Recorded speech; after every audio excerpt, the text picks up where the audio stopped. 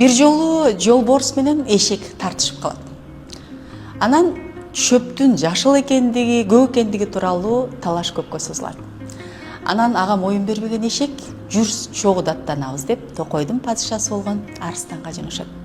Арыстанга барып, улуу урматтуу Арыстаным, чөп деген көк да, туурабы? Десе, туура. А могу жолборс кечеден бери мен менен жашыл деп талашып атат.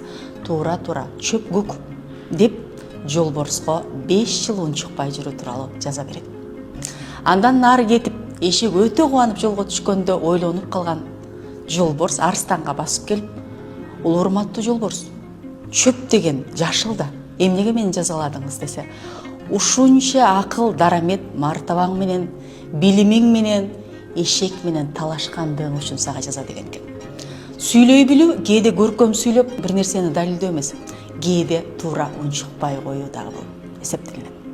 Сүйлөшүү сырлары, чеберчилиги, эл алдына чыгуу жана мамиле күтүүдө бир ийгилик керек болуп жаткан болсо, анда мен сиздерди 24 жылдык тажрыйбам менен бөлүшүүгө жана устат болууга даярмын.